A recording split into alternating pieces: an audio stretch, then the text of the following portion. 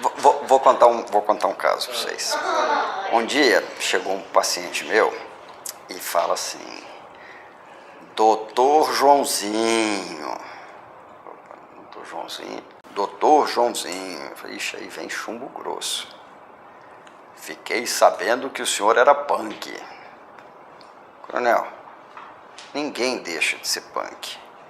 Uma vez punk, você vai ser punk o resto da vida. E por acaso aquele dia eu estava com um sapato do Dr. Martens. Olha meu sapato. Mas isso não vem um caso não. Abre a boca aí, vamos trabalhar.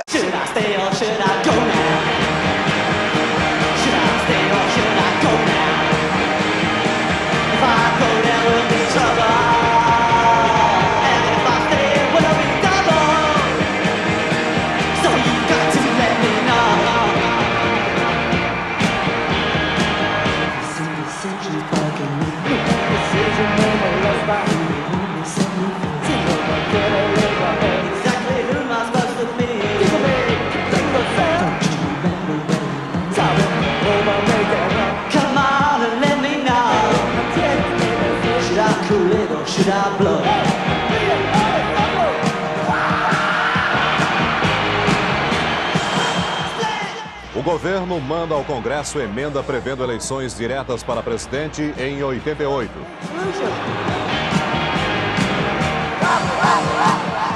A cidade parou para a passeata e o comício por eleições diretas.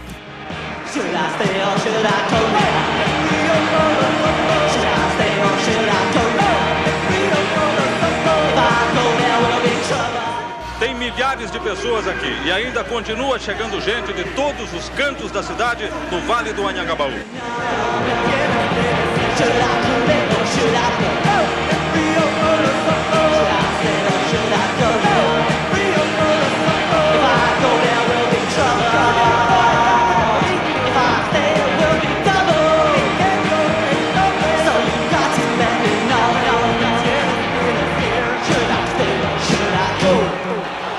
À tarde, milhares de pessoas vieram ao centro de São Paulo para, na Praça da Sé, se reunir num comício que pediu eleições diretas para presidente.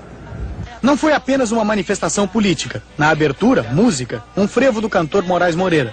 A Praça da Sé e todas as ruas vizinhas estão lotadas. No palanque, mais de 400 pessoas, deputados, prefeitos e muitos artistas. Cristiane Torlone, Regina Duarte, Irene Ravache, Chico Buarque, Milton Gonçalves, Esther Góes, Bruna Lombardi, Alceu Valença, Fernanda Montenegro, Gilberto Gil. Você imagina que nós vivíamos ainda sobre uma ditadura. Já era uma ditadura assim bem frouxa, bem quase envergonhada, né? Diretas já foi em 84 e a emenda Dante de Oliveira foi votada no dia 26 de abril de 84. Nessa época foi o auge da turma, mas a história da turma começou um pouquinho antes.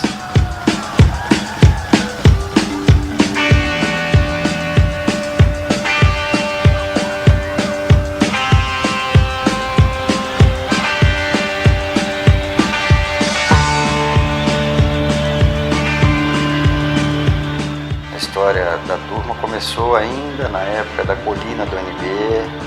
Eram filhos de professores que trouxeram a ideia do rock punk para o Brasil. É nossa culpa, nascemos agora. Isso não é desculpa.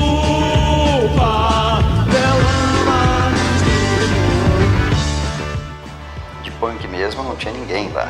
Eram todos muito bem educados, muito bem nascidos, muito bem nutridos.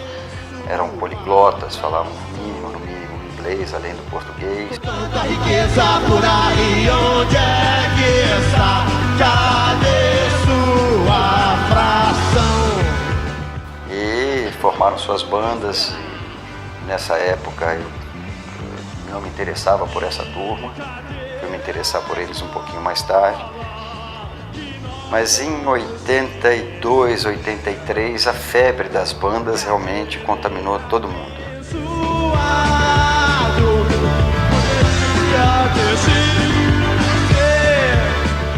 Aí o que a gente fazia? Em Brasília não tinha muita coisa pra fazer, então a gente ficava, poxa, vamos formar uma banda. Vamos. E era aquela coisa, a gente já tinha a banda toda pronta, a gente tinha nome, sabe? Quem ia fazer o que na banda, o guitarrista, o baixista, tudo, só não tinha instrumento, não tinha lugar pra ensaiar, não tinha nada.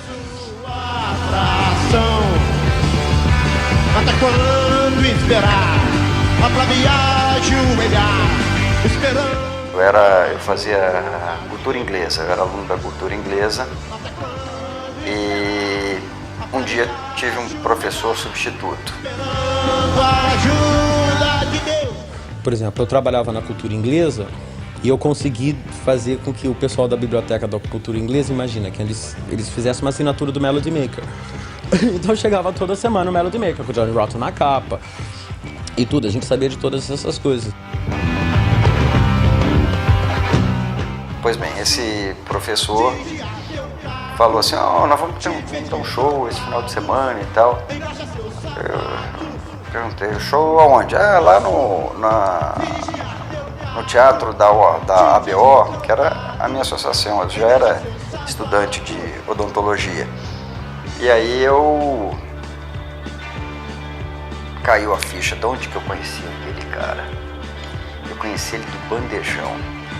Ele tinha uma banda chamada Aborto Elétrico.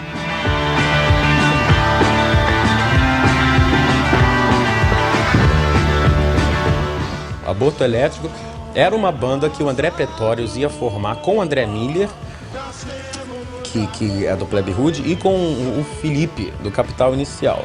Mas aí, sabe, eu achei legal o professor, ele era meio filósofo, ele era gente boa. Aí fui lá ver o show, achei legal o show. Me chamou muita atenção uma banda chamada XXX, que depois deixou de existir, e já o Legião. Eu tocou lá o Legião. Achei legal, mas também não me aproximei dessa turma. Passado um ano, um amigo meu tinha acabado de chegar de Londres e começou a andar com essa turma. Aí começa toda aquela história que eu falei. As amizades te levam, né, para o fundo do poço ou para o alto da colina. Você tem que ter o discernimento. Tipo assim, se você estivesse usando um badge de uma banda punk, mas você ficava amigo pro resto da vida. Porque ninguém conhecia nem Pink Floyd naquela época, entendeu? Terceiro ano eu era eclético. Eu gostava de Milton Nascimento, gostava de Chico Buarque, mas eu gostava também de John Travolta e de The Clash.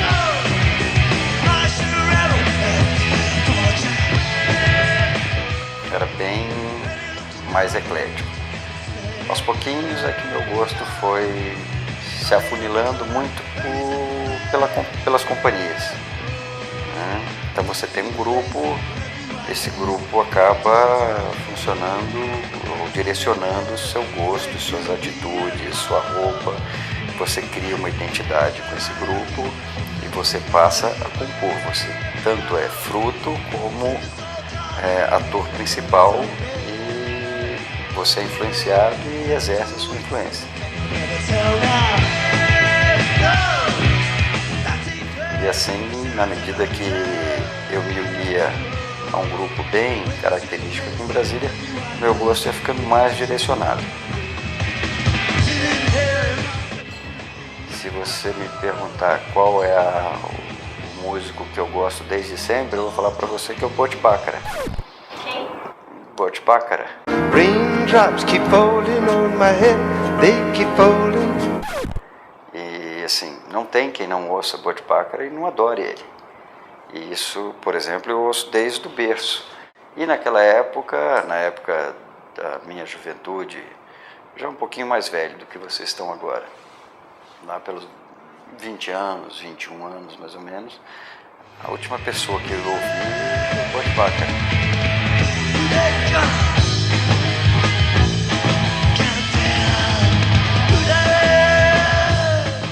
Então, vocês vão experimentar isso conforme a época da vida de vocês, vocês vão gostar mais de um tipo de música e depois de outra.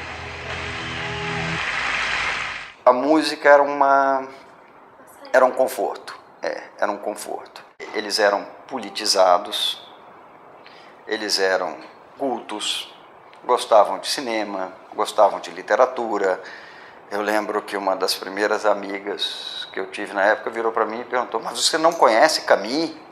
E eu não fazia nem ideia de quem era Albert Camus. Je ne sais pas, parce que je ne suis pas dans le secret de l'Académie suédoise, mais... E aí ela me emprestou um livro para eu ler que eu achei chatíssimo, que era O Estrangeiro. E só achei o livro legal depois que eu ouvi uma música de uma banda, The Cure, que falava do estrangeiro. Aí voltei.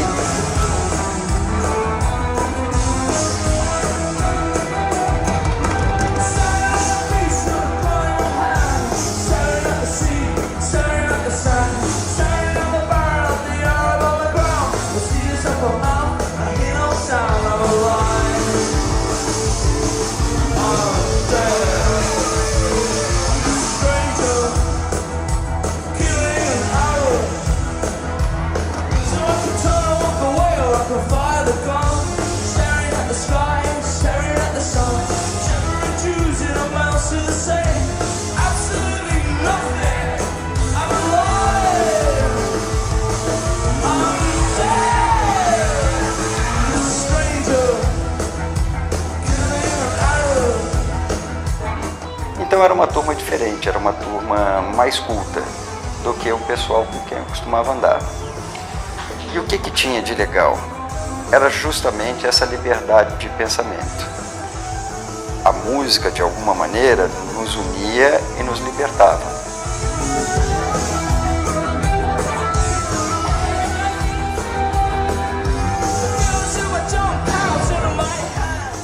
O mais próximo que você tinha, pelo menos dessas bandas aqui de Brasília, eram bandas tipo Paralamas de Sucesso, que esse vocês conhecem, a própria Blitz, que era um rock bobinho, quase ingênuo, e o pessoal aqui de Brasília não, altamente politizados. Já tinham bandas como Plebe Hood, já tinha sido organizado, isso eu já estou falando 83 para 84, já eram uma temática rebelde, vigorosa, tão atual quanto seria hoje em dia.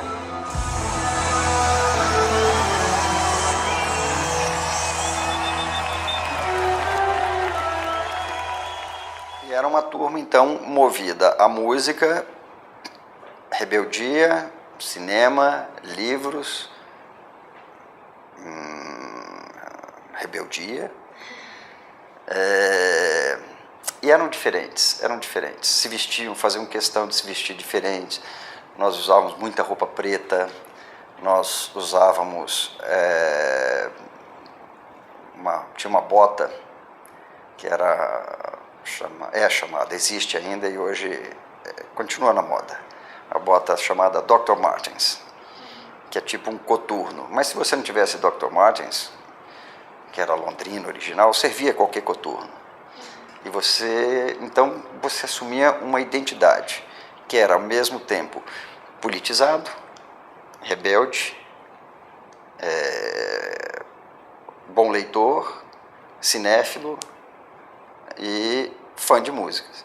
E andávamos em bando. O André Pretórios usava aquelas roupas de exército, ele parou de parecer o Sid Vicious, ele parecia o Paul Simonon do Clash. Com aquela roupa de exército, era o Paul Simonon, com bonezinho e tudo. Eu tinha uma cara mais assim, tipo Johnny Rotten, bem nutrido. Então eu usava aquelas roupas tudo rasgado e tudo, e aquela pose de Johnny Rotten, branquelo, magrinho e tudo. Aí, tipo, tinha as outras, assim, o resto do pessoal da turma, tinha o pessoal que era fã, assim, do Two Tone, Specials, essas coisas, que eles usavam umas roupinhas mais mod. Tinha os nossos amigos, assim, o Chico era fã, por exemplo, assim, do The Jam. Então ele usava uma roupinha que é mais associada com Johnny Marr. Então ele parecia mais uma coisa Johnny Marr, arrumadinha, assim. As meninas todas usavam o modelo Nova York, tipo a Kim, do Sonic Youth. Aquela roupa assim, jeans e aquele suéter até aqui. Todas as meninas tinham esse modelo, em geral. A não ser quando era festa. Aí quando era festa usava as coleiras, né? E cabelo pintado. E começou a acontecer o quê?